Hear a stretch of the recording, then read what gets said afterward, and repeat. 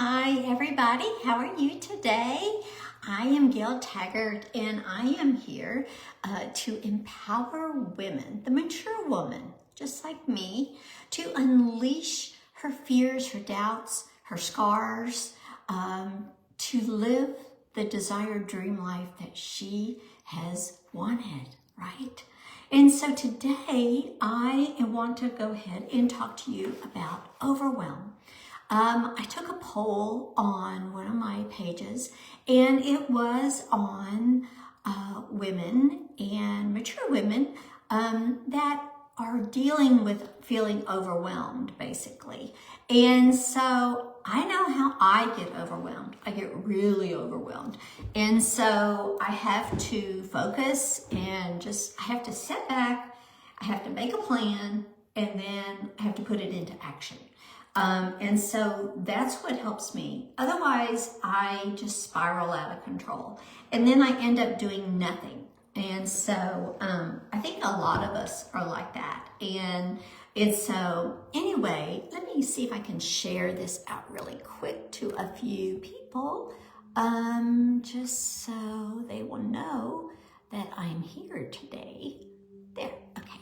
Anyway, and so I have some notes here, so I will be looking down occasionally. And so anyway, but if you feel the overwhelm feelings that we get, just our day-to-day responsibilities as women, we feel that. I think we feel it more than men do, actually, because women do it all, right? We do. I know sometimes I feel like I do the most of things around the house. My husband does the stuff outside and I do the stuff on the inside. And it just seems like I do a lot. You know, we have the house to keep up with, the laundry, the meals, the bills, and, just everything that we do. And so, plus taking care of your health and trying to take care of ourselves. So we get very overwhelmed, right? So emotional, one of the causes of overwhelm is to reflect on why. Why do we get that way? What is the cause that we get that way? What causes you? You got to figure out what the root cause of the overwhelm is and where it's coming from. And then once you're able to identify that, then you can ask yourself, some questions, right? You can just ask yourself, what's causing you to feel so stressed out right now? And then once you find that and you locate that, then you can get closer to the problem and you can solve it. And then it's easier for you to solve yourself, right? And so emotional, is stress related. It's, like I just said, just our daily life that we live in and just stress, right? And we all handle it differently. When I get stressed out, I get a little grumpy and I tend to I move really fast when I get stressed out.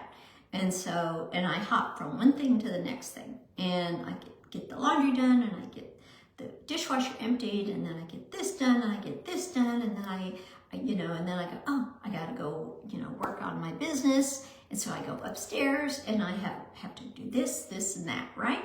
And so you feel that in your daily life. And you whether you go to an office outside of your home, or whether you are in your home and you work. And so it's all still relates to the same thing, which is stress. And so you want to accept your feelings and then acknowledge them. And then any negative thoughts that you might have, you want to go ahead and do not, whatever you do, put shame or guilt onto yourself. Do not ever do that, because we're all human and it just takes, we're human, right? And so this is some of the things that you need to do. And so you want to practice mindfulness. And what is mindfulness, you might say? Well, mindfulness is a practice that helps you reduce your anxiety, your stress. It helps you focus on what you need to focus on. So when I have this issue, then what I like to do is I'll take a moment and I'll just step back and I'll go, okay, wait a minute. Gail, you need a plan. And so then I make myself a plan. And I have a planner and I'll write things out and I'll schedule stuff out. My husband makes fun of me because he goes, why do you keep a planner on your desk? You know you can put it on your phone or you can put it on your computer calendar, right? And I go, yeah, I know that. But I like to see it right in front of my eyes. I'm old school, I'm pen and paper. It drives my family crazy because I am that way. And but it's what works for me. And so mindfulness is very important. So you want to practice mindfulness every single day. And the ways you practice mindfulness, and that's number 3, is through meditation. You could do meditation, you can do it in the morning, you can do it in the middle of the day, you can do it at night, you can do meditation anytime. I've talked about different types of meditation. There's breathing meditation, there's walking meditation, there's another mind, body, and spirit meditation, there's the breathing meditation. There's a lot of different types of meditation that you can actually use to help with the mindfulness. The other thing too is single task.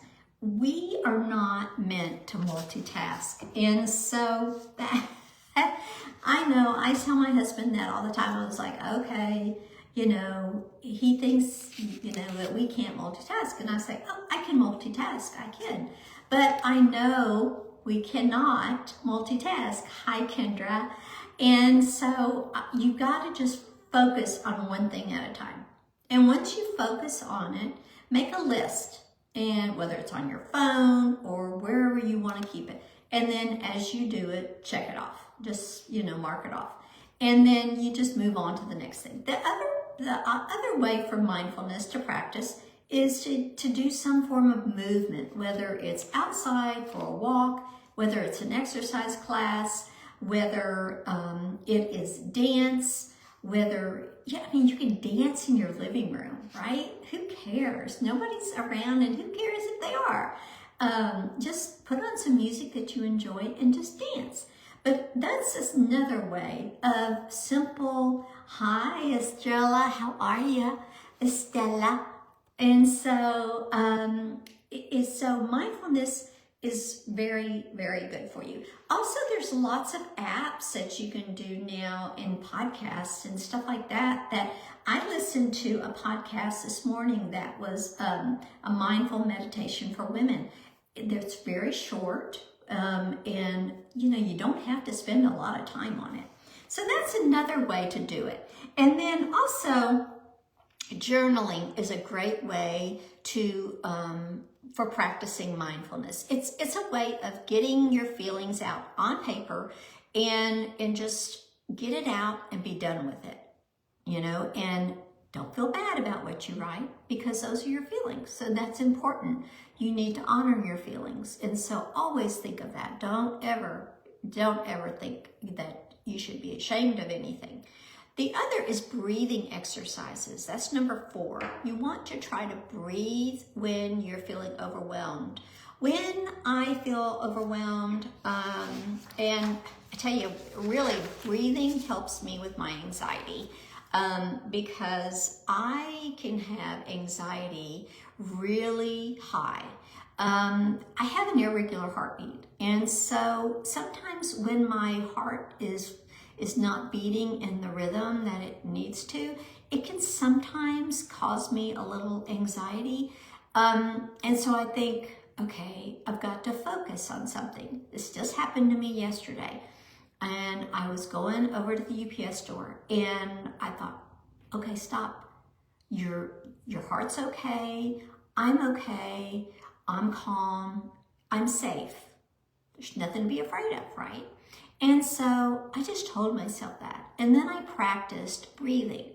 And I don't know if y'all have ever heard of box breathing, but box breathing is something that I practice, and it really helps me because what you're doing is you're taking your mind off of the fear that your conscious mind is trying to make you do. It's that fight or flight, right? It's trying to go, you're not safe, but you are safe. So when you breathe, you've got to think about it. And box breathing is just like a box, like that. So when you breathe, think of the box, just vision it. Going up, you breathe in for 4. Go across for 4, you hold it. Breathe out for 4, you go down. And then rest for 4. And then you repeat it over. And so this is actually done in the military. And so it helps when, you know, you're in a very stressful situation and you're all of a sudden it takes over, that fear, that fight or flight takes over. You just breathe. And then what it does is it makes your mind focus on your breath instead of whatever it is that your mind is trying to tell you to be afraid of. And so you don't want to do that. So that's a great way to help you with your mindfulness, is just breathe. And sometimes I know we just take breathing for granted. I mean, we just do. And so anyway, it's just how I look at it. The 5th thing is focus on what you can control. You know, we cannot control everything. Actually, we really don't control a lot of things. We think we control everything, but that's bad. And so we don't want to control everything. It's potentially, it causes anxiety. So you have to remember, you don't need to control every situation. I was married to a controlling person years ago, and it caused a lot of problems in our marriage and in me. And it caused a lot of self-doubt in myself and unworthiness. And those are things that I've had to overcome and move past during my mindfulness journey and my mindset journey that I have been going through over the last 2 years. A coach is very, very important to have when you're dealing with mindset and when you're trying to move past some emotional scars that you've had from prior relationships or from upbringing, or maybe bosses that have said things they shouldn't have said to you. There's just a lot of things, a lot of words that really and truly really hurt people. And control is a form of sabotage. And so you don't want anyone to control you. Don't ever let anybody control you. I got out of a situation and I swore I would never go back into a situation where someone controlled me ever again. And my husband that I have now is wonderful. He understands me, he accepts me, he loves me for who I am, and that's what you want. So that's very important. So do not, and the next time you worry about something that's not in your hands, just attempt to redirect it and use your power somewhere else for the better, and try to do something good. Don't do something that you might regret later, right? Words come out of our mouth and they don't go back in. That's something I learned a long time ago, is you say things and then later on you regret what you say, and you can't take those back, right? So this number 6 on our overwhelm is take a break. Just take a break. Prioritize yourself. Do self-care. Go out and have a spa day. Go have your nails done. Go have your toenails done. Go for a walk. You know, it doesn't always have to cost money. Go for a walk. Call up a friend and just just say, hey, I need to talk today. Can we just talk? I have a phone date this afternoon with a good friend of mine that lives in Nevada, and we talk on a regular basis. And it's good for your soul. It's really good to connect with somebody else, especially when somebody else that understands you and they can help you, you know, and it's relaxing because you laugh, you talk, you think of the good times that you had, you talk about whatever's going on in your lives. It's a way to catch up. And communication is so important. We don't communicate very much anymore. Everything is technology. Everything's on your phone. Everything's on your computer. Everything is technical, which drives me crazy. You know, my oldest daughter is like all the time doing Google Docs, Mom, and it just drives me crazy because I don't do Google Docs. I'm learning it, but I don't want to learn it, but it is something I do. So intentionally set time aside for you to take breaks. I don't know if you've ever heard of the Pomodoro technique, but I was reminded of this just yesterday.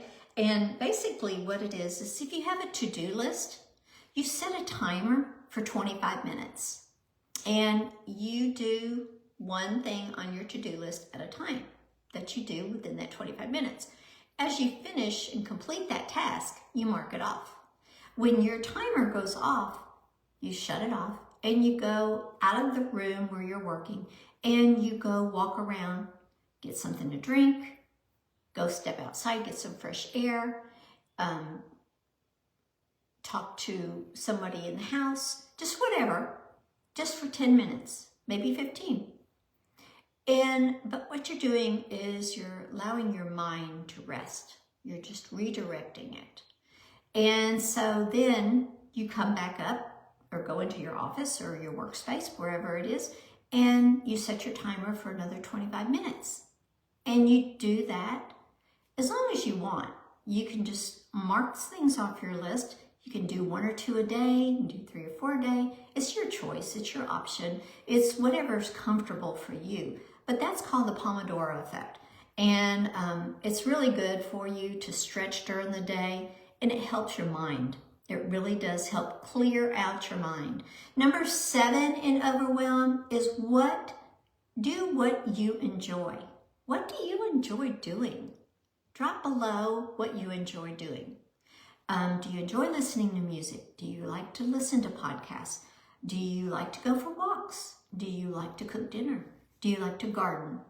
Do you like to watch sunsets? I have a granddaughter that she gets with her friends and they go and they watch the sunrise.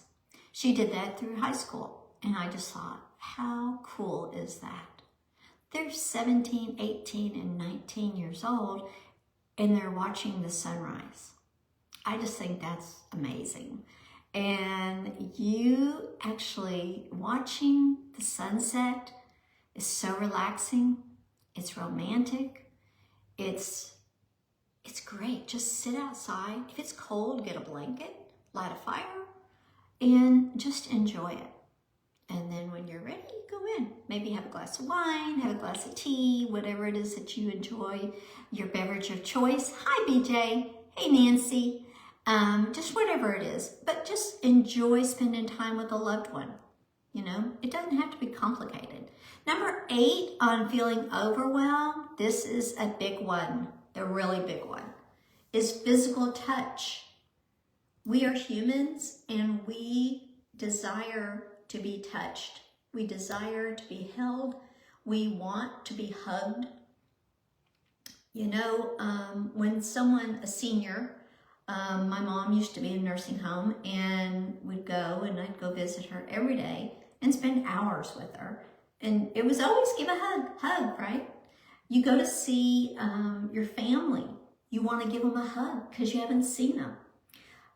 You want to have that physical touch. That is the human nature, is to touch.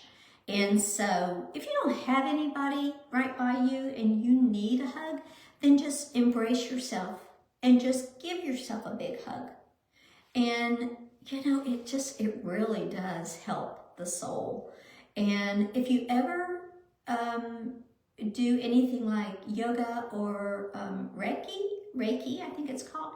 Reiki is where they don't actually touch you, but they put their hands over your body, different areas, your arms and your legs, and they feel your energy. And I've never done it. It's something I really want to do, but it helps lower your stress level and it helps with anxiety. So physically touching one another helps with anxiety and stress. Number 9 is really a big one. You want to talk to a therapist. If you have so much overwhelm that you are paralyzed and you cannot cope, and then you need to go talk to a professional. I have done that myself a number of times. It's nothing to be ashamed of. That's what they're there for. It's the best way to get to the root cause of your problem. So anyway, I hope that these have helped you. I have used a lot of these techniques because they have helped me. And it's very, very important to recognize what overwhelms you, be able to do something about it that makes you feel good, that makes you feel better, that is something that's going to just help you zone in on it, or hone in on it. Don't make fun of me. But anyway, that's what it is. And you know, I'm doing a 21-day mindfulness challenge right now in my group. And if you are interested in that, drop mindfulness in there and I'll get you in. It's very unstructured. You know, you can come in and you can watch the replays. I do a meditation. I give journaling prompts. I guide you through different techniques for journaling.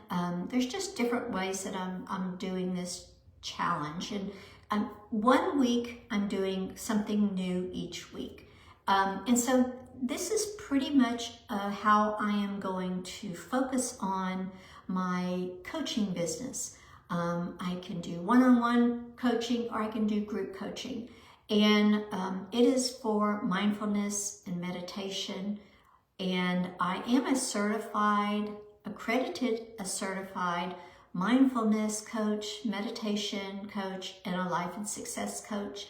I actually am a certified hypnotherapist. I don't practice that one, but I can do it if someone requested me to do it. But anyway, if you're interested in anything, just drop coach below and I'll be happy to get back with you on it and just see if you're a good fit with me. And anyway, that's really what I wanted to talk about today. And I hope that you guys all go and have a super great day. Remember, don't let overwhelm steal your joy. Don't let it happen. Just go ahead and enjoy your life and have fun. Just have fun. We're at a point in our life where we should be having fun, right? All right, I'll see you next time. Bye.